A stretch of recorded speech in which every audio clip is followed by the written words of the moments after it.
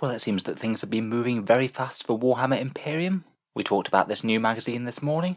Now it seems that we have the entire full reveal for all the miniatures that are coming in this magazine.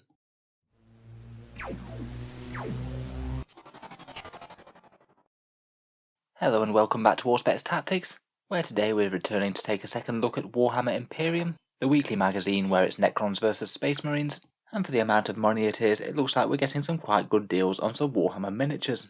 Currently it's only going to be available in the UK first. I suspect like Conquest it will go to various other countries, including Australia, much of Europe, although unfortunately Warhammer Conquest never made its way to the USA and Canada sadly. In any case, it should mean that quite a lot of miniatures are going very cheap on eBay, and for people who do have access to it, picking up certain issues could get you lots of miniatures for a lot cheaper than normal. So it seems the official website for Warhammer Imperium has just gone live. I'll leave a link to it down in the video description below, and it's given us plenty more juicy details as to this release. There are going to be 80 issues in total, each one at $8.99, and they're going to run over around about 18 months. That certainly adds up to a hefty amount, £720 in total, but that'll cover you for 2 full armies, a whole bunch of terrain, and some paints and hobby supplies in addition. Conquest wound up being a decent saving on the entire lot by quite some margin, but I still think that the best value to be had will be just getting some individual issues rather than subscribing to literally the entire thing. Like Conquest, there's the option to go premium. This will cost you an extra £2 per issue, so £880 total, and it gets you a bunch of sets for a few other factions, such as Orcs, Chaos Space Marines, and a few others, as we'll see later.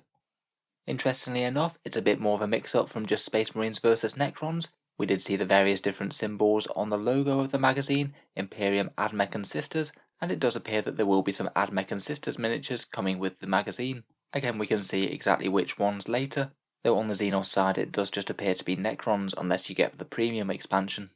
The first few issues seem to be some of the best value ones. Issue 1 and 2 are discounted compared with normal, and they also come with a few free gifts to tempt people into getting the subscription, but some of the other issues after that look like they're going to be very good indeed.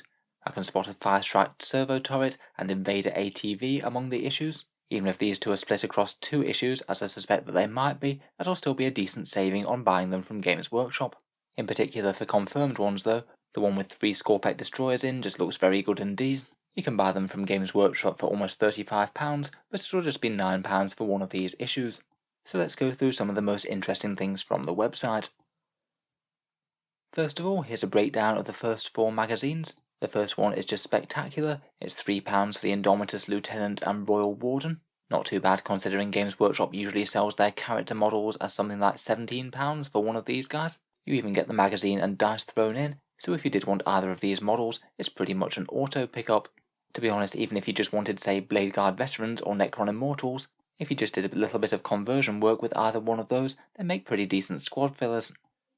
Issue 2 gets you some brass paint, good for Zarrican Dynasty Necrons, 3 Necron Warriors and a starter brush.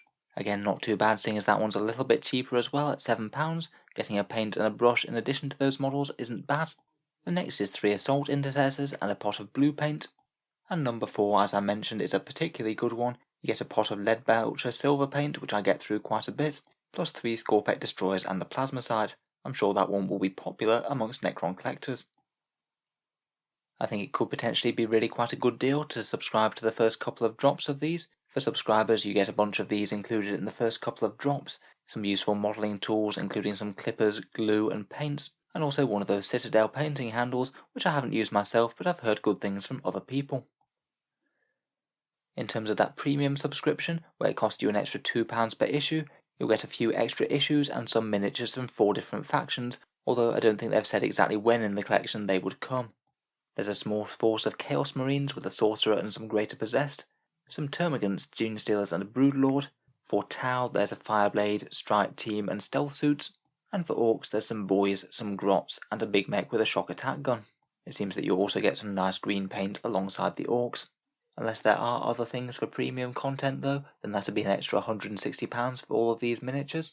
And it would certainly be a big saving compared with buying all these miniatures separately directly from Games Workshop, but I guess they are fairly scattergun miniatures, none of which will be really big enough to play games of 40k without a bit more investment.